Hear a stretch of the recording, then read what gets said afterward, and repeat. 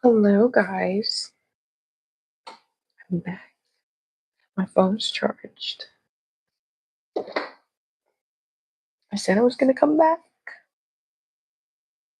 And I also kind of needed a topic to ponder on. Um, if you're curious about this lip stick, I'm actually about to reapply it. It was literally $2, I think. And I have sensitive skin, so the fact that it's not doing anything to my skin should tell you this is a good little dupe. Want a quick, cute pop of color? You can try this brand called Lac Matte Stick. And then I combined it with this other lipstick that I probably shouldn't have combined it with because it's like a mood coloring. But this stuff don't come off. Like it it's so hard to come off. It says Mood Vitamin E by NK New York. So yeah, eventually I'm gonna make my own little makeup brand, and I'm gonna make something where you can buy both of those colors, both of those same things combined. But I don't want it to be so hard to come off like this one. Like this one was so hard to come off. I'll put a little bit. But it's gonna start turning red. Even though it says pink, but it's gonna start turning red. But let's get into the video. So, are you hungry? Are you actually hungry? Are you really hungry? What? I'm yellow. Let's see.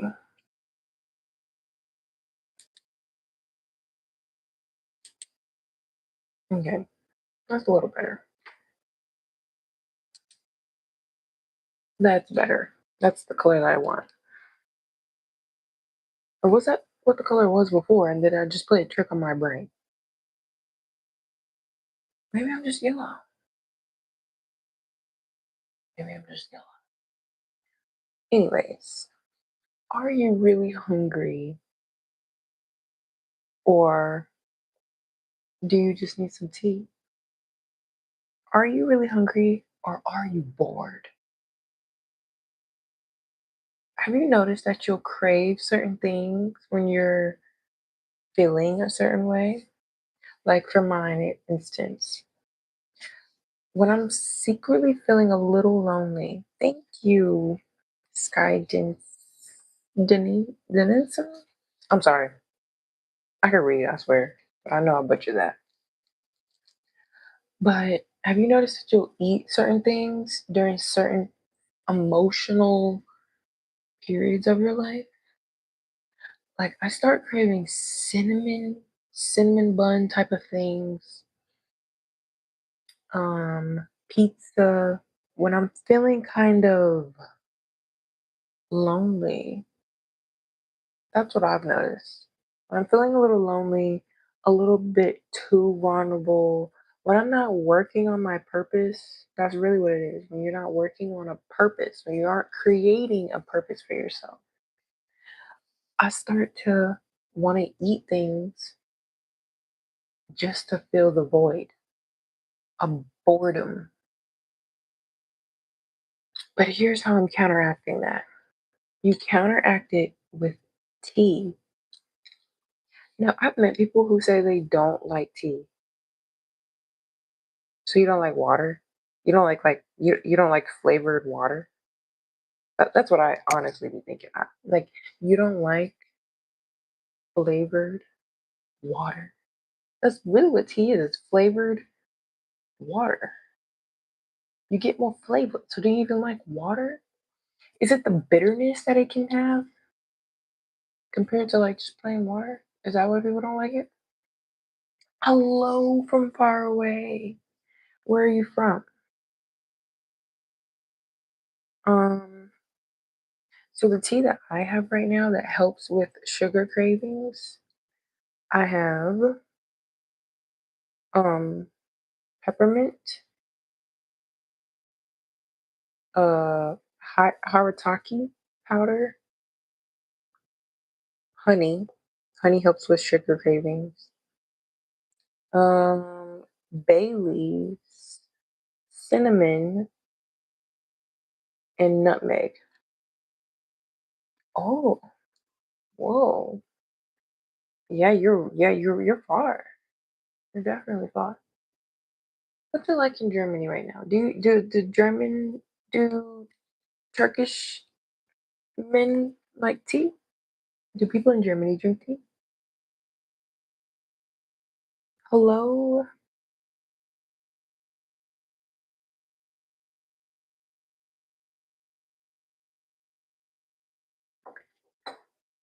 That's also another thing I would like to create. I like to create a tea blend that tastes like I want it to have like a honey taste. When you put it in the water and you boil it, you're gonna taste the honey seeping out of the tea bag, but it's gonna have that minty, hibiscusy, basil, bay leaf taste. Hard from Barbados.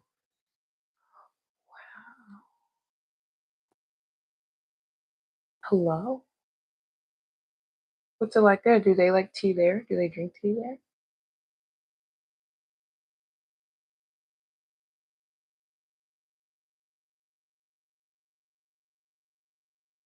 I look like Rihanna? Thank you. Or does Rihanna look like me? You didn't ask how old I am.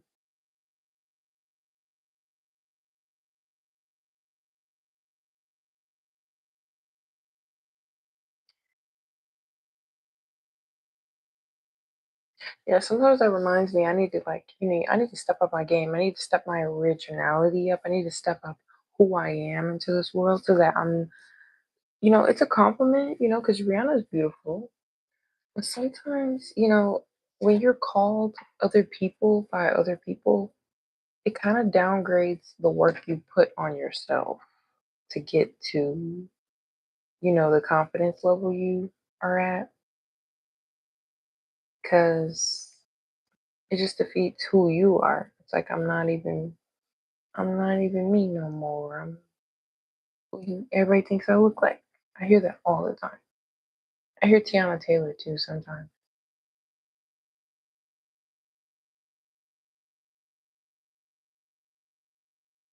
But yes, tea literally will fill you up too. It's like a filler. Like when you want that snack, just go make some tea real quick. Just do it. Just the minute you start thinking about that honey bun, don't even get the honey bun. Just be like, wait, let me just make some tea real quick. Maybe I really don't want that honey bun. Because I've noticed if I just go make the tea first, by the time I'm in the process of making the tea, I don't really want the honey bun.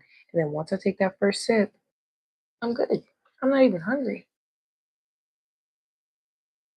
And then I feel like if you do end up eating the honey bun, at least you drank some tea because the warm water will help it digest and come out of your bloodstreams and come out of your stomach a lot easier. And at least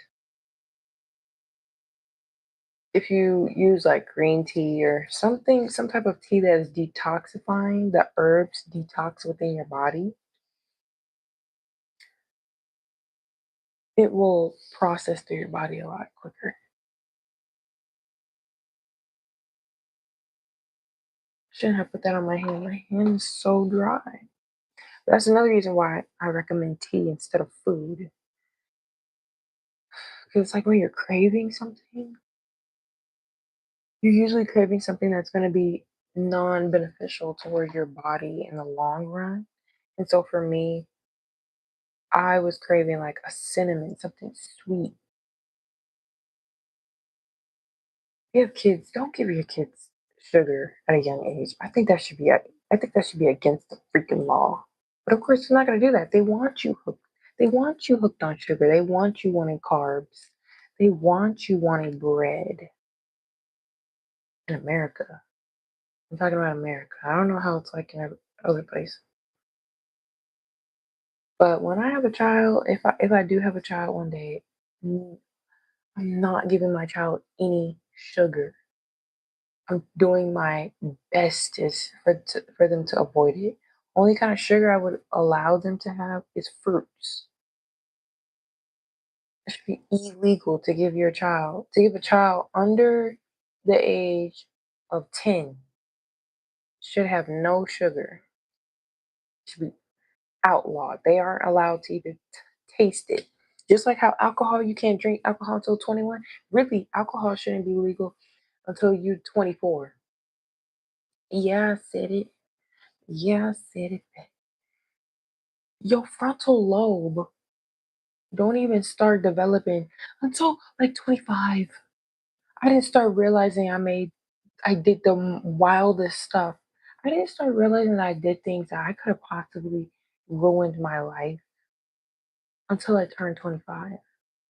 So it should be the same, like for even certain foods. You shouldn't be able to eat them until a certain age. You shouldn't have alcohol until 24.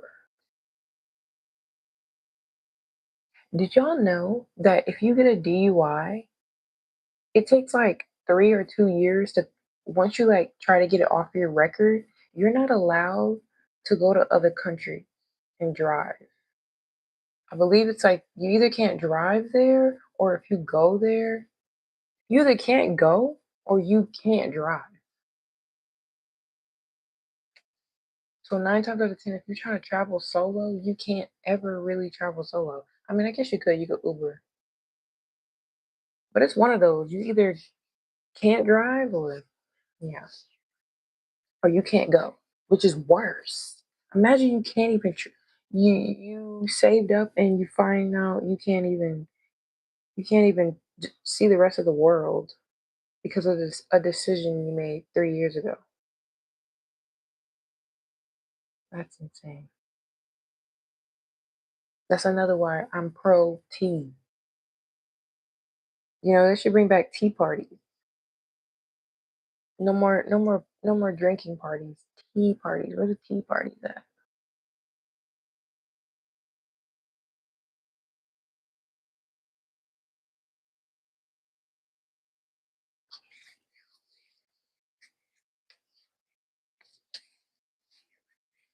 So yes, just sipping on my tea tonight before I go to bed.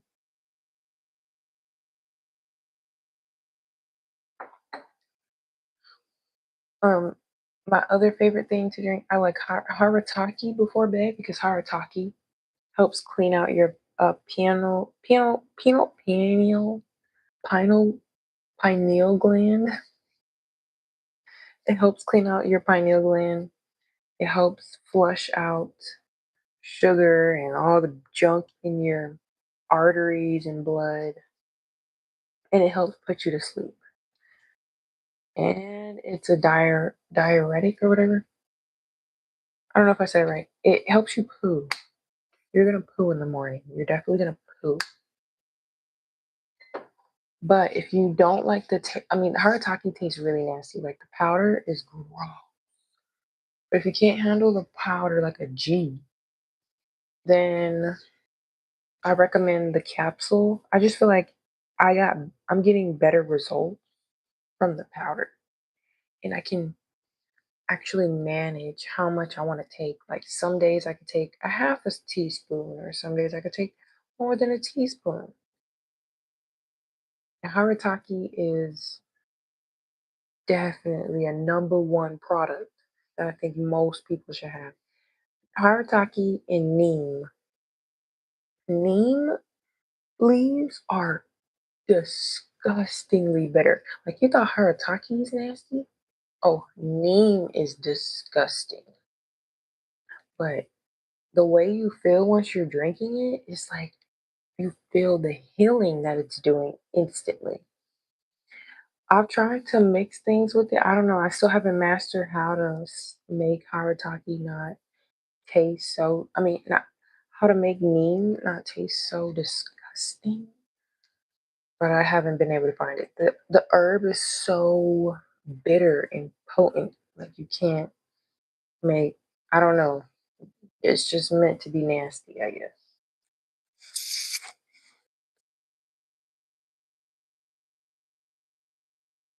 But if you're first time starting off on tea, I I would get to neem, and I would start with harataki and neem as like your fourth and fifth choices to add to your tea. If you're not a real tea drinker, I wouldn't go full blown harataki and neem tea. Like I can do that because I've been drinking tea since I was a kid. So like the bitterness, I'm used to it. And adding a little bit of honey and it still being real bitter, I'm used to it now. But if you're not a real big tea drinker and you're trying to get into it to help direct your cravings, if you want to start losing weight, if you want to help your digestive system flow and you using the bathroom regularly, drink tea. Drink tea. When you're craving a snack, make a tea first. Then grab the snack, sit down, sip on the tea first with the snack in your hand. Look at the snack while you're drinking your tea. Sip your tea like 3 times, and I bet you're not gonna want the snack no more. You're gonna be like, oh, or I might just eat it a little later. But at least if you drink the tea first before you eat your snack, it's gonna help digest. You're gonna help. It's gonna help detox your body. It's gonna come out of your body faster than it would have if you don't drink anything. If you don't drink hot water, it's gonna be just stuck in your stomach. Especially if it's gluten, gluten gonna be stuck in your stomach. And then you're gonna be wondering why you're constipated or not pooping like you should. But like I was saying, for beginner people who are trying to just now get into tea, I recommend hibiscus tea. Just do your research on how much you should drink because apparently hibiscus tea you should probably only drink it like 3 to 2 times a week because it can be a blood thinner. But if you have high blood pressure, it helps with that. I'm not a doctor whatsoever, but I do a lot of research on teas and herbs. I'm like in love with that type of stuff. So I have a lot of this stuff, and this is stuff I use. I'm just telling you things I do. So for someone just starting off with drinking tea and you don't like the bitterness of tea, I would drink hibiscus tea. I would drink green tea and add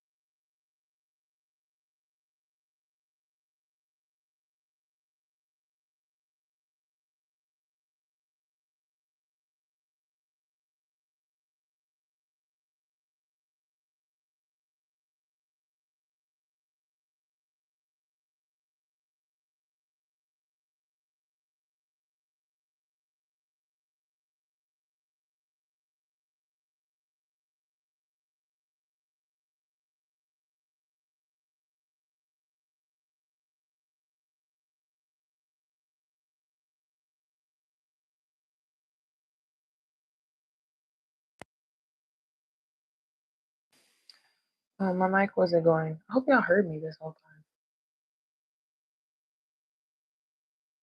Hey, you might have not.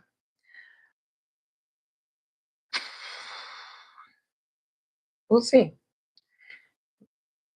Well, oh. Drinks. Okay. Anyways, my journal and some of my trinkets, things I've made, is in the description below. So definitely check that out. I have some special things that you might be interested in or might like. They're in the description box. So definitely check out the description box. Um, and I'll see you guys next time. And drink more.